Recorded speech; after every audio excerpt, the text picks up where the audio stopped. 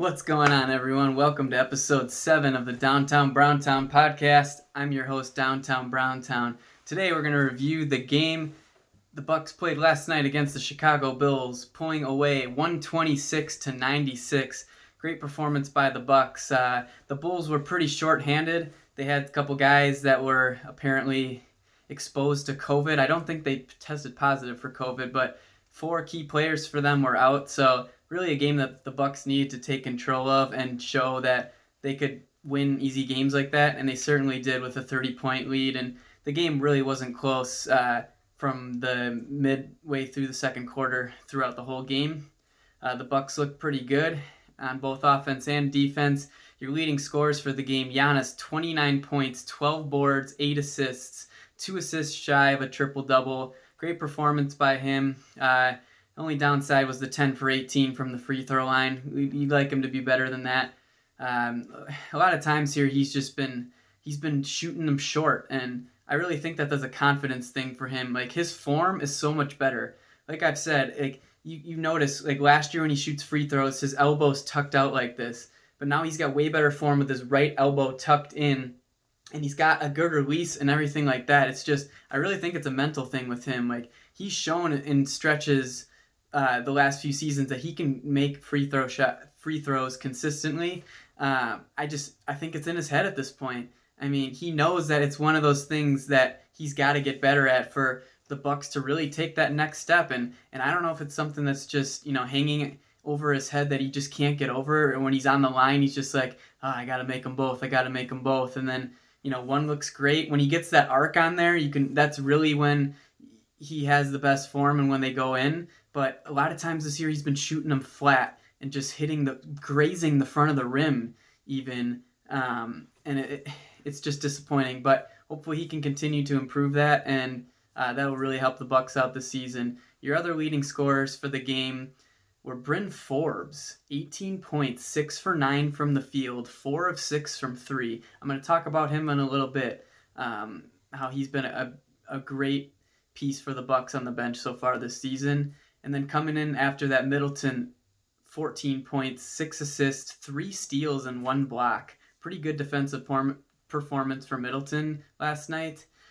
2 for 2 from 3. He didn't take as many as we're accustomed to seeing him take, but I mean, he made them all, so can't complain with that. He was looking for a better shot, as it shows with the 6 assists there. Middleton is an unselfish player, and it really showed that he's willing to make plays for his other teammates and take up or pass up shots that are good for him, but he's just a team guy and always looking for a better shot, the best shot. Then coming in with 13 points, Bobby Portis, 12 boards as well. 4th game in a row for Bobby Portis with double-digit points off the bench. That's going to be huge for the Bucks. I mean, like I said in other episodes, we're lacking front court depth this year with no Marvin Williams, no Robin Lopez, no Ersan Ilyasova. I mean, we really need Bobby Portis to come in and contribute, especially on the offensive end. His energy has been nothing short of spectacular so far. He runs the floor really, really well for a 6'10" forward. I mean, you can just see when we get rebounds, a lot of time it's him getting the rebound. He'll pass it up to the guy, and if we're trying to push a fast break, he's going to be right up there, sometimes even leading the fast break. I really like what I'm seeing from him. Him and DJ Augustine have been the first guys coming off the bench. So the Bucks starters, again, you got Drew at the 1, Dante at the 2, Middleton at the 3, Giannis at the 4, and Brook at the 5. So right around the 7 to 6 minute mark, like 5 or 6 minutes into the game, you'll see DJ Augustine and Bobby Portis come in for Dante and for Brook Lopez. And they'll run a lineup of Drew Holiday, Augustine, Middleton, Giannis, and Bobby Portis. That lineup has been a pretty common one for us in terms of Bud's different rotations that he's been doing, and it's been a very productive lineup. We'll get to DJ Augustine a little later as well in terms of needing to see more from him from a playmaking perspective, but overall, Bobby Portis has been a great pickup for the Bucks, and like I said in episode 2, he's a guy who was coming in a little humbled. I mean, he signed a a 2-year, $18 million contract last offseason with the with the Knicks, and he got cut after 1 year of that contract. And clearly, he wanted to prove that he can still play in this league, and he kind of had no choice because this might be one of the last opportunities he gets in the NBA to show himself. So sometimes when you're backed against the wall, that's when you play your best ball. So Bobby Portis has been great, and 4 straight games with double-digit points is huge for them, and he's always around the rim getting those rebounds. So overall, been a very key contributor to the Bucks bench. So I'm going to go over some of the things that I really liked from the game because, schematically, there's not too much to talk about with this one. The Bulls were very shorthanded, like I said, and the Bucks dominated them. We made 22 threes out of 45, so just a hair under 50%. You'll take that any day of the week. The Bucks have been knocking down 3-pointers pretty consistently the last few games, except for Game 2 in Miami there. But anytime you're hovering around that 40 to 50% mark, you're loving it, and you're going to win a lot of games, especially with the amount of threes that the Bucks take, which has been hovering right around the 40-ish mark this season. So if we're hitting, upper teens, lower 20s, the Bucks are going to take home a lot of victories this season, and it's going to be big for them going into the playoffs. So a couple of things that I really took away from this game as positives. First one I alluded to a little earlier, Bryn Forbes has been fantastic off the bench. 18 points. 6 for 9 from the field, 4 of 6 from 3. He's showing versatility on offense. He's not just a catch-and-shoot player like Kyle Korver was. There were a couple times where he got the ball, he pump faked and go to the right and hit a nice shot off the dribble. He has been great for us. And again, his defense has been better than I expected. I was a little worried because he is a very small 2-guard, coming in around 6'2", 6'3", but he's able to move his feet good enough, and like I said, a lot of the times he's in, we've got Holiday in or DiVincenzo who can guard the more skilled guard on the opposing team so that we can kind of mask Bryn Forbes a little bit on defense. But I thought he's been moving his feet pretty well, and he's doing what he's got to do, and his offensive spark is easily outweighing his slight deficiency on defense. So he's been absolutely fantastic for us, and he's really like a Kyle Korver on steroids, to be honest.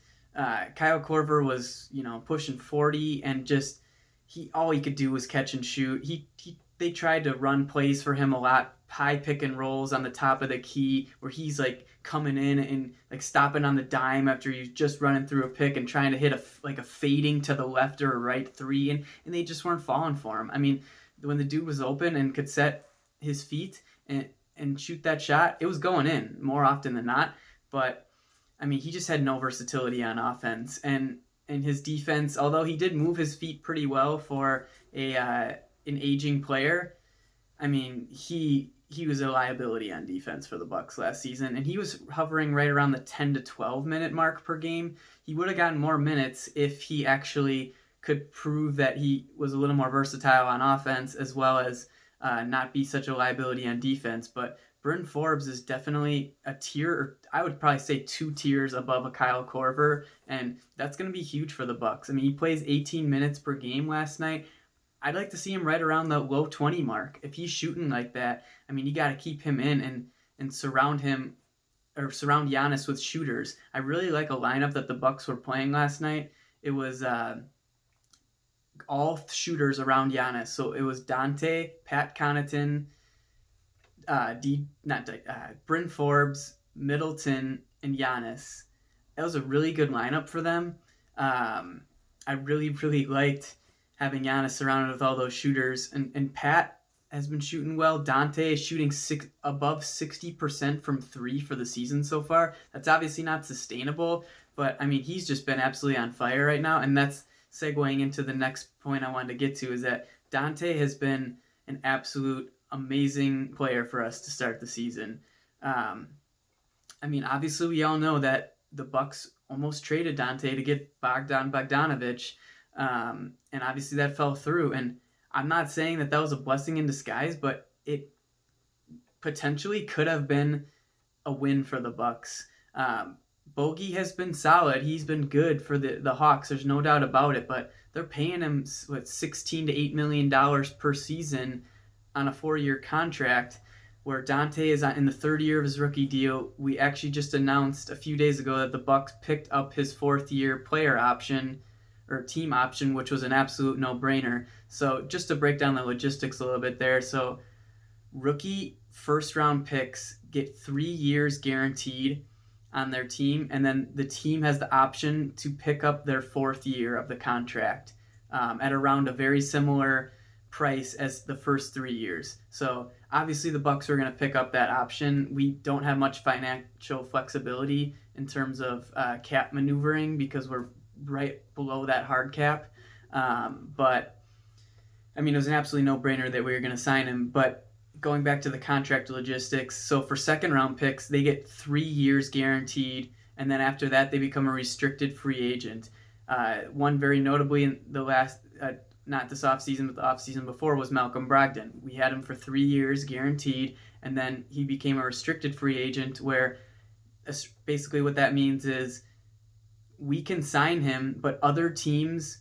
Let me back this up. There's a window where the Bucks have an opportunity to lock up, or any team has the ability to lock up a restricted free agent, get a contract with them, have them sign it, and it's all good. But once that time window passes, then that player can hit free agency, and other teams can send him a qualifying offer. So let's say it's Malcolm Brogdon's deal, I think, was 4 years, $80 million with the Indiana Pacers. They offered him this qualifying offer, and then the Bucks had 3 days to match it. So they could say, okay, we want to keep Malcolm Brogdon for that price. We're going to match that contract. So then we would get Malcolm Brogdon for that price. But since we said, no, we don't want to do that, then the Pacers got him. But obviously we did a sign and trade. I'm not trying to get into the logistics of that. But basically, in a vacuum, that's how a restricted free agent works when they are up after their first 3 years of their contract, which are guaranteed.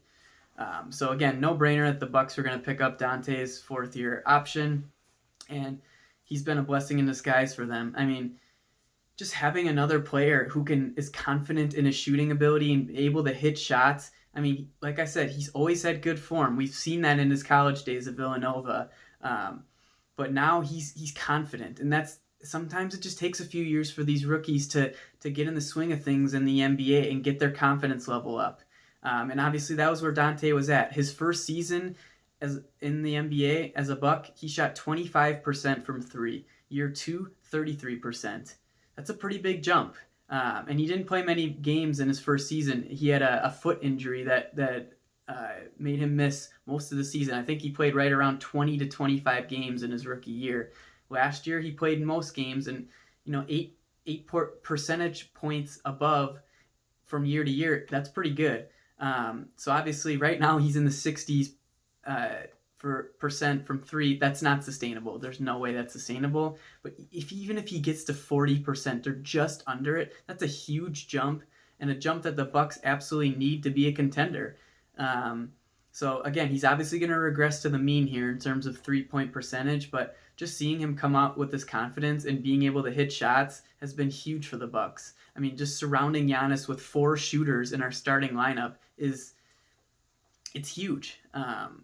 Wesley Matthews, I mean, yeah, he was right in the mid 30% last year, but he didn't have the versatility that Dante had on offense. So, I mean, he's an easy upgrade over Wesley Matthews last year. And Jrue Holiday, as I've stated before, I feel like you guys think I have a man crush on him. I honestly do. But he is a huge upgrade over Eric Bledsoe, offensively and defensively, as I've stated in prior episodes. So for the Bucks, being able to upgrade 2 of their starting positions is huge. I mean, we all know that the Bucks have really steamrolled through the regular season, and then towards the postseason, they've struggled. And a lot of times it's because the starters just weren't getting it done. Teams would wall Giannis off, and they would he would have to dish it to our other guys and hope that they can make shots, and that just wasn't happening from an Eric Bledsoe, from a Wesley Matthews consistently like we needed to. When so far what we're seeing this season is that Jrue Holiday and Dante can make those shots, and And this team is definitely more built for the playoffs than it has been the last 2 years. We are definitely more top heavy this year, but sometimes you got to be top heavy. Those are the guys that should be playing the 30, 35 plus minutes per game. So the Bucks are really looking nice for making a nice long playoff run. Hopefully, an NBA Finals run like we'd all like to see.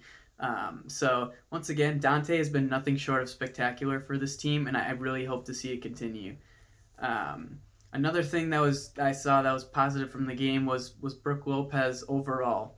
He shot 3 for 4 from 3, 9 points, just had 1 block. I mean, we've seen games where he's had 5, 6 blocks. I mean, the dude is absolutely elite at rim protecting, and he definitely made an impact on that side of the ball more than he has in any game this season last night. I thought he struggled a little bit on defense so far this year, but I think he put himself in good positions, and even though he wasn't getting the block numbers, that doesn't necessarily matter. I mean, he needs to be affecting the opposing team's shots and putting himself in those positions so we can pick up defensive rebounds and push in the fast break. And he definitely did that last night. I mean, the Bulls' front court is nothing special, especially with the injuries that they have or the COVID exposure that they have. I mean, they had guys like Wendell Carter Jr., Daniel Gafford in there. I mean, those guys aren't that good. So Brook obviously needed to dominate, and he did. So I'm really liking what I'm seeing out of this last game from Brook on the defensive end. And when he's hitting shots, we're going to be tough to beat. A couple things now I'm going to talk about are some things that I thought were a little concerning from the game against the Bulls last night. My main one is Giannis at the free throw line, which I alluded to earlier. I mean, 10 for 18 from the line, it's not going to get it done. I mean, that's just 55, 56%. I mean, he's got to be in the mid 70s at least, and it's concerning. Like I said, it just seems like a mental thing with him, and I'm hoping that throughout the season he figures that out and it can at least sniff that 70% mark and hopefully higher. But it's just something Bucks fans are gonna have to just get used to. You know, there's gonna be some days where he goes 7 from 9, 8 for 10. But then there's going to be those, 4 for 10, 5 for 11s, and those are going to be frustrating to watch. But Giannis just needs to be more consistent on the line, and it's just something where we're going to have to live with the ups and downs of it, and hopefully the ups come in the times that we need them. Another thing that I thought was a little concerning from the game last night as a whole was DJ Augustin. He's just not getting it done for the Bucks right now. I think he's trying to find his role a little bit. The last few seasons with Orlando, he's been a pretty important player for them and been forced to have the ball in his hands more and to make plays, whether for himself or for his teammates. And I think right now he's just not used to having the widespread of talent that he has around him when he's on the court. And he's been pretty passive and not trying to make as much plays for himself. At least his playmaking has been respectable, but not as good as we need it to be. Especially in the times where Drew Holiday is not in the game, or Middleton. DJ Augustin needs to be running the show and making plays for his teammates. He's shown the ability to get in the lane and make some pretty crafty passes, but he just seems unsure of himself right now, and it's a little bit concerning to me because we signed him to a 3-year, $21 million contract, expecting him to be that primary playmaker off the bench for us from a guard perspective, and he just hasn't been that so far. I'm not sure if he's just a little rusty or something like that, but hopefully we can see DJ pick it up. He's not shot the ball well either as well, from a catch-and-shoot perspective specifically, so it's early, there's guys that are struggling here. I mean, DJ Augustin was knocked out of the first round by the Bucks in the bubble last year. So, I mean, it's been a while since he's played, and it's a big adjustment for him going to a team who was just on the cusp of making the playoffs to a title contending team where he needs to find his role a little bit more, whereas in Orlando, he could kind of run things a little bit more and have a little more freedom on the offensive end. So, not going to freak out about it, but he's just a very important player for us, and we're going to need him to step up specifically on offense. Other than that, I really didn't see too much concerning. I alluded to in episode 6 that I really like Thanasis' minutes off the bench, his energy. He was making some plays on offense, whether a couple dunks or driving through the lane and kicking it out to open shooters. I thought he looked pretty bad last night. There was one play specifically where he just bull rushed into the lane, Giannis style, and dished it out to Pat Connaughton on a deep three, which he ended up hitting, but offensive foul called on Thanasis for just not knowing where he was at that time. He was just trying to make a play, and he was a little bit oblivious to what was around him, and that his defender was so tight on him that he was just trying to draw an offensive foul, which he did. And he shot an absolute I think he was 0 for 2 from 3. One of them was just an embarrassing air ball. I mean, his offense is pretty putrid. Again, I like his slashing ability, but I don't know if he's going to be able to be a consistent player for us off the bench. I mean, I was pretty bullish on him after his minutes that he got against the Miami Heat, but I'm obviously a little concerned now. I mean, I'm not going to overreact just by one bad performance, but I mean, we all know that he doesn't have much talent on the offensive end. He's really just a slasher. He can't hit a mid-range shot. He really can't hit a three-point shot. I mean, he's really dunks, layups, and dishing it to other guys. And if he can perfect that role, I think he's going to be, that's good. That's all we need him to do. And we're not going to hopefully play him more than 10, 15 minutes a game, I would hope, especially going down the stretch into the postseason. But, Bud's just trying to figure out what he has on the bench, who can go in and make plays for him. DJ Wilson got that opportunity in the first few games and didn't shine at all. So why not give Thanasis an opportunity? I think he showed a little more flashes than DJ has. But again, I still think that they're going to be more of a matchup-based thing where maybe we'll go to DJ Wilson sometimes. Maybe we'll go to Thanasis sometimes. Maybe Jordan Nwora will get some more run, which is going to actually be a segue into my third thing that I noticed from that we didn't really do too well was the rookies, Sam Merrill, Jordan Nwora. I don't think they're ready for consistent minutes quite yet. I mean, they got a lot of the garbage time fourth quarter minutes, and Jordan Nwora, the walking bucket as they call him. I mean, I like him on offense. I just think he's not very fluid. He's pretty slow with the ball. Doesn't have that burst, that explosion to get to the hole. I mean, he is able to create his own shot for himself. He's got a nice little step back, but it's not very, it's slow. It's kind of like Brook Lopez 2.0. I mean, he's obviously 6'8", and Brook Lopez is 7 feet, but he kind of moves like him a little bit. He's obviously a little quicker and a little more versatile than a 30-plus-year-old Brook Lopez is, but I just don't think he's got the craftiness on offense to get to the hole as much. I mean, there has been times where he's done like a fake pass, drive to the lane, and do a little floater. But, oops, I think so here. Got a little too amped up there.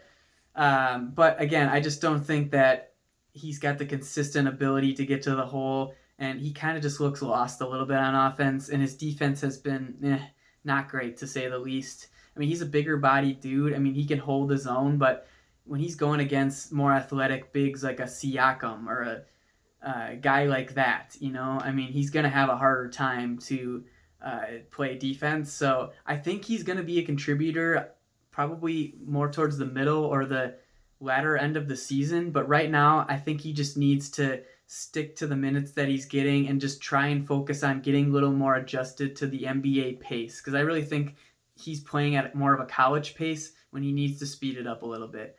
And from a Sam Merrill perspective, I mean, the dude can light it up. He can hit shots, but I think when he's been taking the ball up the court a lot of the time, and he just hasn't run the offense that well. So again, he's the last pick in the draft. You're not going to expect much from him. If he could find any sort of rhythm just being on the floor and, running through screens and getting open and hitting shots and maybe showing some sort of little resemblance of playmaking ability, running the offense ability, I think he could be an important piece for us, maybe 5-10 minutes a game or something like that. But I don't think the rookies are quite ready yet, and that's fine. It's not a big negative. I mean, they're both second-round picks, guys that we weren't expecting to contribute right away. But again, I think that eventually that Jordan Nwora will get some more run, especially if we're seeing the struggles from Thanasis and DJ that we have seen throughout the start of the season here. But again, I think the rookies just need a little bit more time, and we should pump the brakes a little bit, thinking that they're going to be, the next Malcolm Brogdon in terms of impact. Because obviously when we drafted Malcolm Brogdon, he got minutes right away, and he did well with those minutes and played really well. So I think we just need to pump the brakes a little bit and see what the rookies can provide for us towards the middle or the latter end of the season. So that's all I've got today. I hope you guys enjoyed it. Again, if you don't already, please subscribe to my YouTube channel. That way you can stay up to date on all my future content. If you enjoyed the video, please give it a like. And again, if you want to find me on social media, on Twitter, I'm at downtown_Brown, and Instagram at downtownbrown. So please give me a follow there if you enjoy the podcast, and I can't wait to see the Bucks battle the Detroit Pistons on Monday night at 7 o'clock Central Time at Fiserv Forum. Thanks again, guys. Go Bucks.